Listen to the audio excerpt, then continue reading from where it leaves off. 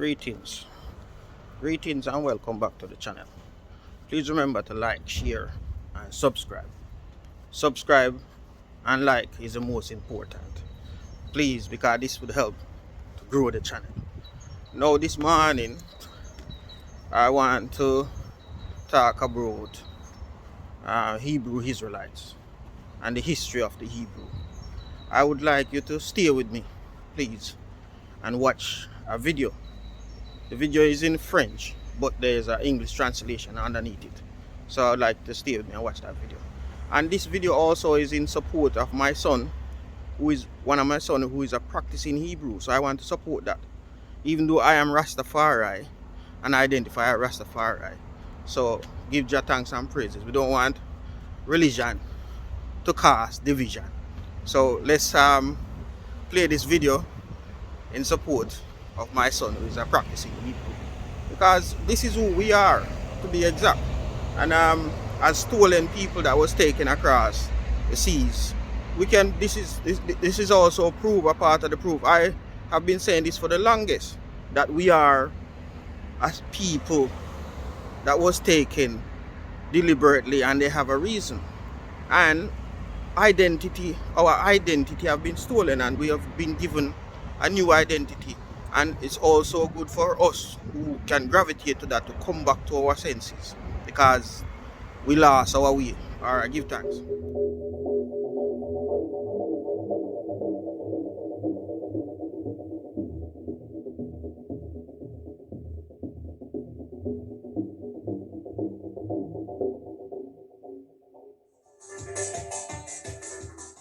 Mesdames, Messieurs, bienvenue. Alors aujourd'hui, j'ai un grand plaisir de recevoir des personnes qui vont nous parler de quelque chose de très très important.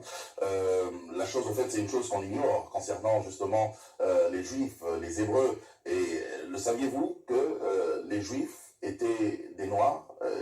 Est-ce que vous le saviez? Enfin, on va essayer d'en parler aujourd'hui avec nos invités qui ont accepté notre invitation. Il s'agit bien sûr du docteur Ake Dieudonné. Bienvenue. Merci, bonjour. Bonjour, et nous avons aussi le docteur King Fortuné, avec qui on a parlé d'ailleurs depuis très très longtemps. On préparait cette émission. Bienvenue. Merci.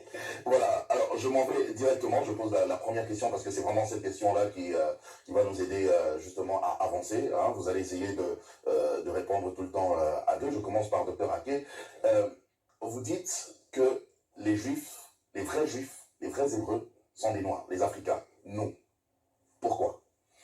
D'accord, merci. Je voudrais saluer les téléspectateurs de Congo Web, oui, et qui nous suivent actuellement, et dire que nous sommes si heureux de partager ce thème avec eux. Et les Juifs sont noirs. C'est choquant.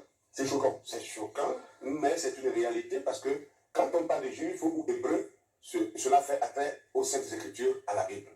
Parce que la Bible, nous savons bien que Dieu a donné sa parole à un peuple donné. La Bible dit que Dieu a regardé parmi tous les peuples et a choisi, n'est-ce pas, une nation. Une nation. Voilà, qui devait, n'est-ce pas, être appelée la nation élue, le peuple élu. Et c'est à ce peuple élu que Dieu a confié sa parole. Et ce peuple-là s'appelle le peuple d'Israël.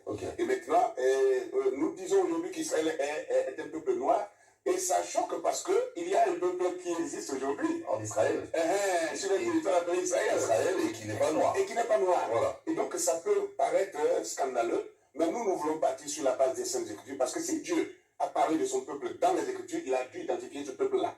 Il a dû identifier ce peuple-là. Que disent justement les Saintes Écritures? Premièrement, il faut d'abord enlever l'obstacle qui fait l'écran dans la mémoire des gens actuellement, parce que dès qu'on dit que les Hébreux sont noirs ou les Juifs sont noirs, directement tout le monde tourne ses regards vers Israël, en Palestine, et on voit que ce sont des Blancs. Alors donc on se dit, mais qu'est-ce que ces gens-là racontent là? Est-ce que ce n'est pas des hérésies là? Alors nous allons voir dans Apocalypse chapitre 2, le verset 9, Apocalypse 2, verset 9, qui nous dit quelque chose de très clair et de très précis. Je connais ta tribulation et ta pauvreté, bien que tu sois riche, et les calomnies de la part de ceux qui se disent juifs et ne le sont pas, mais qui sont une synagogue de Satan. Ça, c'est terrible. Dieu est en train de nous prévenir qu'il y a un peuple qui allait se substituer à son peuple élu, et qui allait se faire passer pour des juifs, et qui ne seraient pas des juifs. C'est une imposture, ça. C'est une imposture. Mais qui sont une synagogue de Satan, c'est-à-dire des adorateurs de Satan. Une synagogue, c'est un endroit où les gens se rassemblent pour adorer.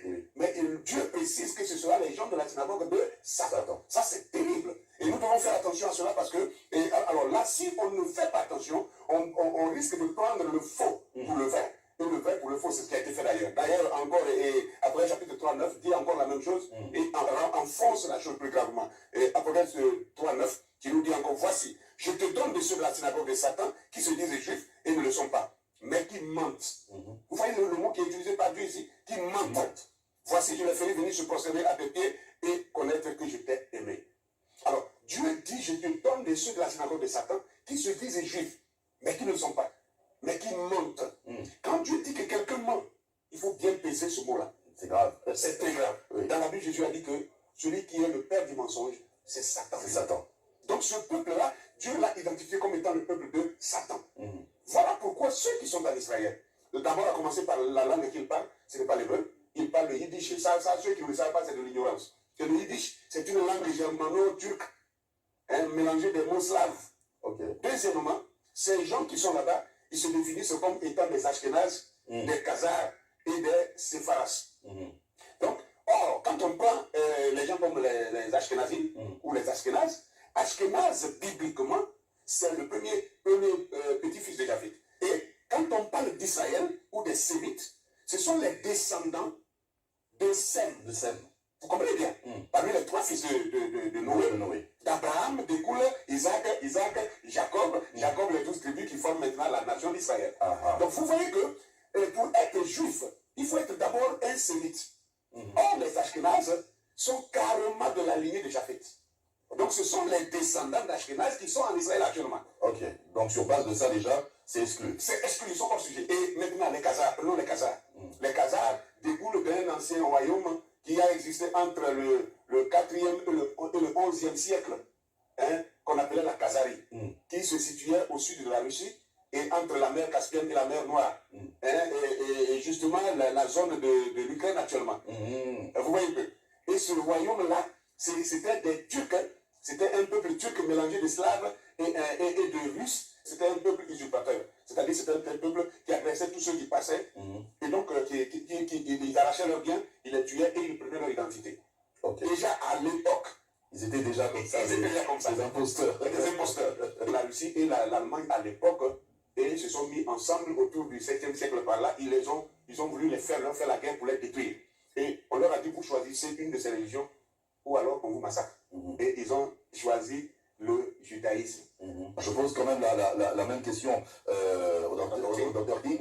Allez, essayez de nous éclairer encore plus, de creuser encore plus, parce que le docteur Aké est parti déjà sur base de ce texte d'Apocalypse, et il nous a même parlé des enfants de Noé, il a même évoqué les 12 tribus d'Israël.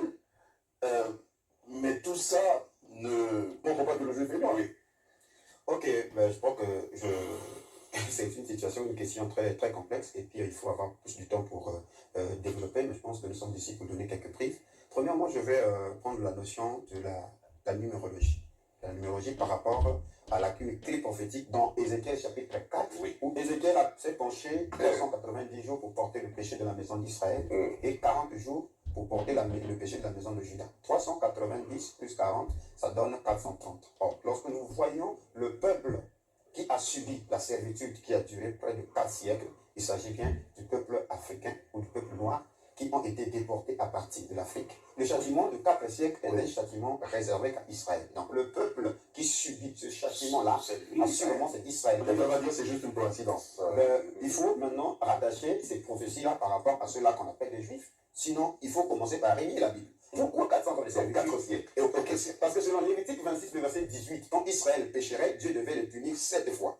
Et au verset 33 jusqu'au verset 34, il est dit, je vous disperserai parmi les nations, je vous arracherai de vos terres. Et dans Deutéronome 28, le verset 68, là, dans Deutéronome, il faudrait que les téléspectateurs prennent leurs notes, qu'ils étudient, qu'ils lisent calmement ce chapitre, comme dit mon frère ici. Il faut le lire avec les yeux décolonisés. Il s'agit là des châtiments qui devaient toucher Israël en cas de désobéissance. Et le dernier châtiment, il est dit, et l'Éternel te ramènera sur des navires en Égypte, et tu feras ce chemin dont je t'avais dit, tu ne le verras plus. Là, vous vous offrirez en vente à vos ennemis, comme esclaves, comme servantes. Donc, la servitude qui devait durer 4 siècles là, précis, c'est la tête négrière, selon Deutéronome 28, 68. Il devait revenir d'abord en Égypte. Et l'Égypte, c'est l'Afrique. C'est à partir de l'Afrique qu'il devait être vendu, parce que le monde Mitzrayim, c'est aussi servitude.